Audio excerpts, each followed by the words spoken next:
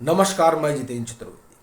कल रात उस समय सनसनी फैल जाती है जब ये खबर आती है कि अतीक और उसके भाई की हत्या कर दी गई। 9 राउंड की फायरिंग होती है। जगह प्रयागराज। वो मेडिकल के लिए जा रहे होते हैं। चूंकि वो पुलिस की हिरासत में है तो पूरी सुरक्षा भी रहती है।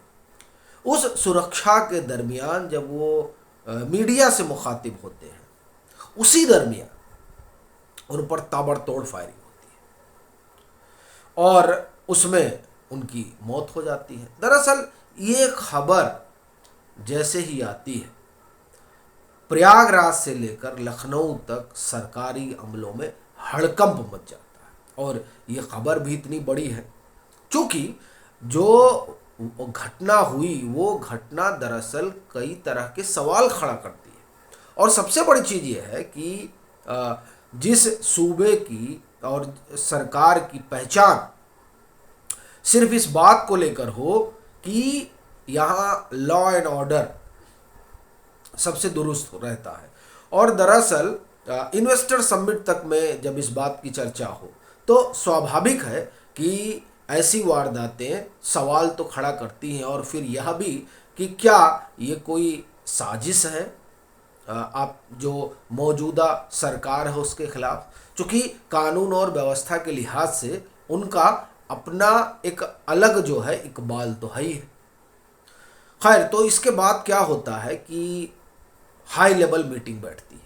ये सब रात में ही चल रहा है।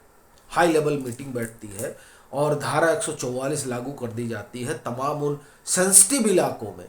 चूँकि ये घटना बड़ी है और आप देखें कि एक के बाद एक जो हुई, उससे स्वाभाविक तौर पर जो है एक माहौल ख़राब होने की स्थिति बन सकती है। इसको ध्यान में रखते हुए तमाम वो जो ज़रूरी कदम है वो सरकार ने आधी रात को ही उठा लिए। दूसरा, इस पूरे मामले की जांच पड़ताल हो।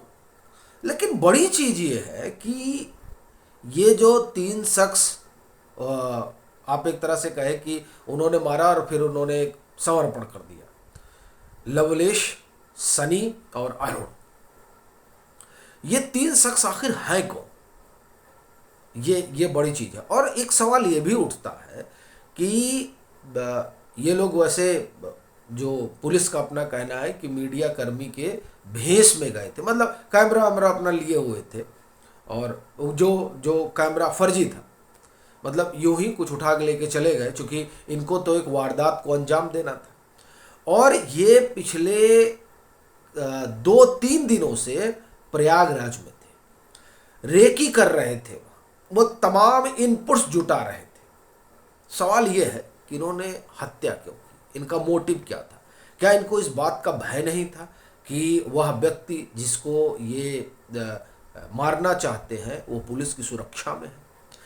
और इसके साथ एक सवाल यह भी है कि जो बड़ी चीज़ हुई, जब ये तमाम चीज़ें खुलकर सामने आ गई कि आईएसआई से इस व्यक्ति का संबंध है, मतलब अतीक, और वो जो संबंध है और फिर उसके बाद में हथियारों की सप्लाई, ये तमाम चीज़ें अब यूपी पुलिस खंगालने जा रही थी। जाहिर तौर पर जांच पड़ताल चल रही है तो खंगाला जाएगा ही, चूँकि इससे पहले जो असद का इनकाउंटर हुआ था उस इनकाउंटर में तमाम तरह की चीज़ें बरामद हुई थी।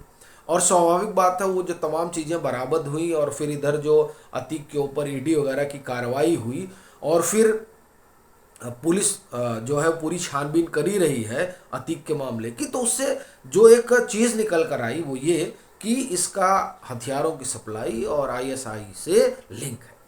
क्या ये लिंक आने के बाद वो तमाम लोग घबरा गए जो हथियार सप्लाई से जुड़े हुए थे? एक और दूसरा, क्या आईएसआई को ये लगा कि अभी हमारे काम का बंदा है नहीं, इसको रखने उखने कोई मतलब नहीं है, इसको निपटा दिया जाए? या फिर ये कि दरअसल हथियार सप्लायर डर गए कि अब उनके उनके गिरहवान तक जो है वो योगी आदित्यनाथ की पुलिस पहुंच जाएगी।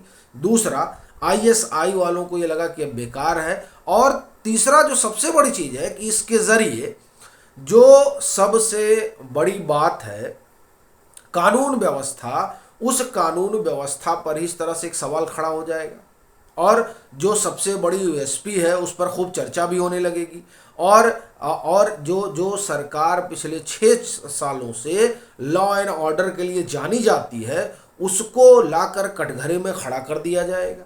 क्योंकि आप देखिए, चाहे अखिलेश यादव का बयान हो या तमाम जो राजनीतिक दल हैं जो विपक्ष में हैं, वो इस समय योगी आदित्यनाथ की सरकार को घेर रहे हैं।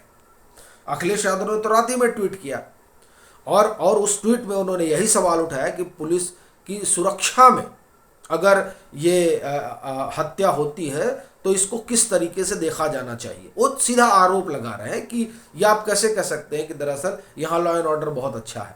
असल में क्या यही षड्यंत्र रचा गया उनके जरिए, जो हथियार लॉबी और आईएसआई वाला जो मसला है, और ख़ास तौर से हथियार लॉबी। आईएसआई का क्या है, उसको लगा कि नहीं अब बेकार हो गया तो इसको हटाओ, एलिमिनेट करो। ये कई पक्ष हैं जिस पर हमको लगता है कि आगे जब जांच पड़ताल होगी तो चीज़ें निकल कर आएंगी। हाँ, जहां तक सवाल इन 3 लोगों का है जिन्होंने इस पूरे वारदात को अंजाम दिया, अभी इनके बारे में जो प्राइमरी जानकारी आ रही है, प्राथमिक सूचना है, तो उसमें से एक जो है ये लवलेश, ये बांदा का है, और ये सनी जो है ये हमीरपुर का है, और अरुण ये कासगंज का है।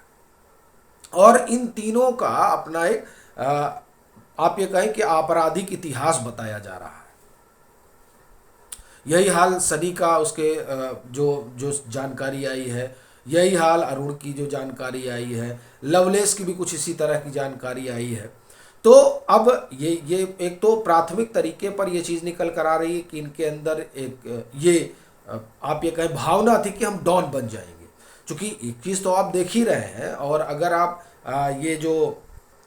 ये डॉन बनने वाला जो एक शौक होता है, आप देखिए कि इस तरह के नए नए लड़कों में 20-22 साल की उम्र है इसकी, तो बताया जा रहा है कि वो जो डानगिरी का शौक इनके अंदर आया था, तो इनको लगा था कि साहब हम मार देंगे और उसके बाद में जो है भारी डान बन जाएंगे। अभी तो फिलहाल पुलिस के हत्थे चढ़े हुए हैं, क्योंकि इन्होंने ये सिर्फ डॉन बनने के लिए किया या किसी और तरह का भी इसमें कुछ मामला है, ये तो जांच पड़ताल के बाद पता चलेगा ही।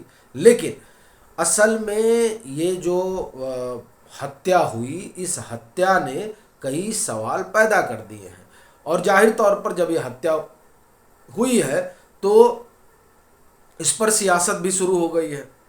और हमने अखिलेश यादव के बयान का जिक्र किया ही, प्रियंका वाड्रा का भी बयान आ गया है, वो भी अपने तरीके से रिएक्ट कर रही हैं। अब वो चूँकि उत्तर प्रदेश की जो राजनीति है, उस राजनीति में कांग्रेस तो यहाँ प्रियंका वाड्रा ही देख रही हैं, उन्हीं के पास सब कुछ है, मतलब यहाँ का प्रभार, तो जाहिर तौर पर उनका बयान जो है वो कुछ ऐसा ही रहेगा जिससे उनका अपना जो है राजनीतिक खिलाफ। मैं आपको उनका ट्वीट सुनाता हूँ, देखिए उन्होंने भी यही लिखा है।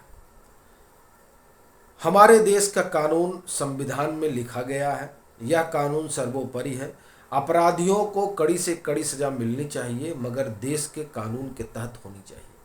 देखिए, 2 तरह की बातें अब लोग करने लगे हैं। बड़ी चीज़ ये है कि ये जो जांच पड़ताल चल रही है, उस जांच पड़ताल से ही पता चलेगा कि आखिर ये किसका षड्यंत्र है। ये सिर्फ डॉन बनने की कहानी है, या हथियार के जो सप्लायर हैं और ये जो आईएसआई का लिंक है, क्या उसका भी कोई इसमें लेना देना है। ये तमाम चीज़ें मुझे लग रहा है धीरे धीरे निकल कर सामने आएंगी। बाकी आपकी अपनी क्या राय है वो आप ज़रूर साझा करें, और मतांतर से नहीं जुड़े हैं तो जुड़े भी।